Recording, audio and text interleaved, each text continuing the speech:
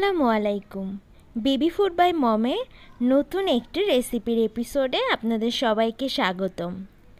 মায়েদের চিন্তা বাচ্চাদের ওজন নিয়ে থাকে, আরও থাকে বাচ্চাদের কোষ্ঠকাঠিন্য নিয়ে।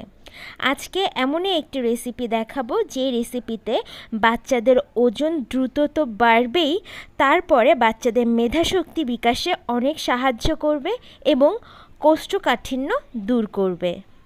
যে সকল বাচ্চাদের ওজন বাড়ছে না, যে সকল বাচ্চারা প্রায় কোষ্ঠকাঠিন্য সমস্যায় ভুগেন, তারা বাচ্চাকে এই রেসিপিটা সপ্তাহে 3 দিন যে কোনো একবেলা নাস্তাতে বা মেইন মিলে খাওয়াতে পারেন।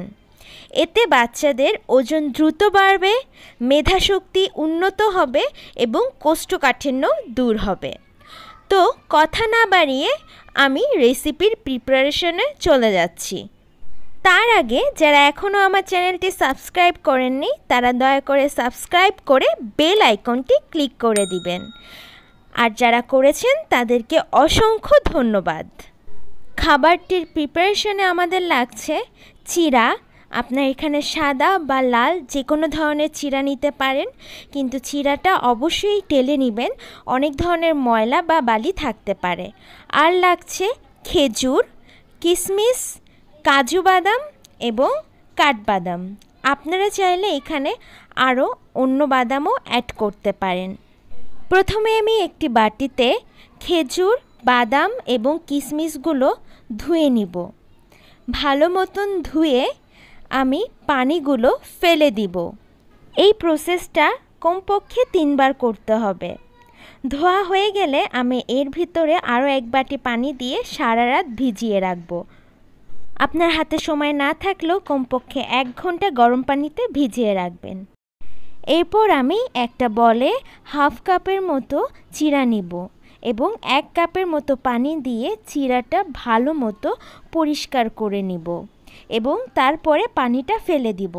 এই প্রসেসটা আমি 2 থেকে 3 বার করব, অথবা যতক্ষণ পর্যন্ত সাদা পানি বের হবে না ততক্ষণ পর্যন্ত করতে হবে। আমার চিড়াটা ভালোভাবে ধোয়া হয়ে গিয়েছে। এতে আমি 1 কাপের মতন পানি দিয়ে 10 মিনিটের মতন ভিজিয়ে রাখব। এরপর আমি সব উপাদান একসাথে ব্লেন্ডারে দিয়ে দিব। এইগুলো ভিজিয়ে রাখলে হয় কি, ব্লেন্ড করতে খুবই সুবিধা হয়। আমি খেজুরের বিচি এবং মুখটা ফেলে দিব এবং কাঠবাদামের ছোলকাগুলো ছিলে নিব।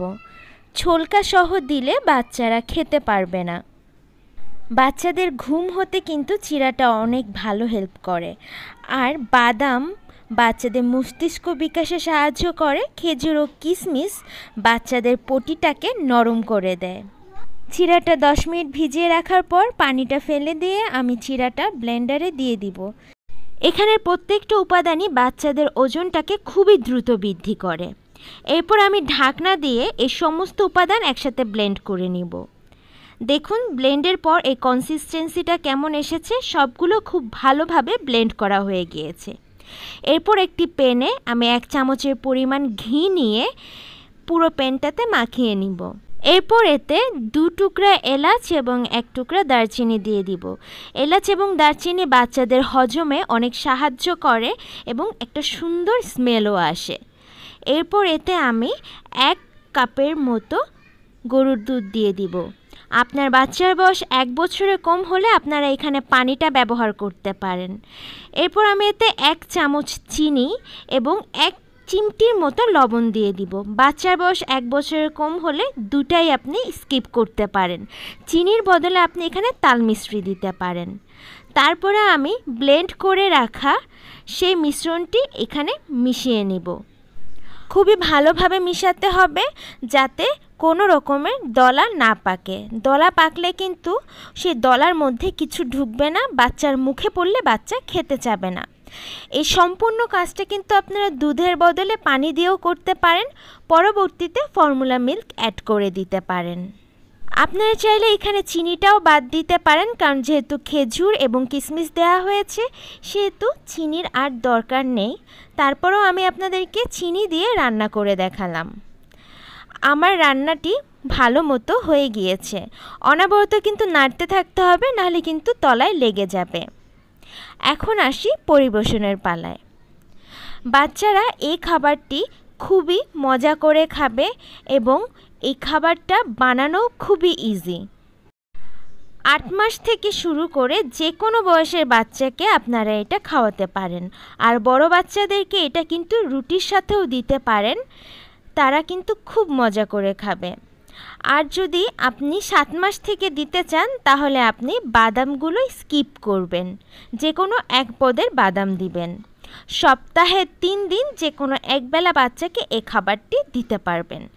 আশা করি আমার আজকের রেসিপিটা আপনাদের কিছুটা হলেও উপকারে আসবে। আপনাদের উপকারে আসাতেই আমার সার্থকতা। আজ এই পর্যন্তই, আবার হাজির হব নতুন কোনো রেসিপি নিয়ে। ততদিন পর্যন্ত ভালো থাকবেন। আল্লাহ হাফেজ।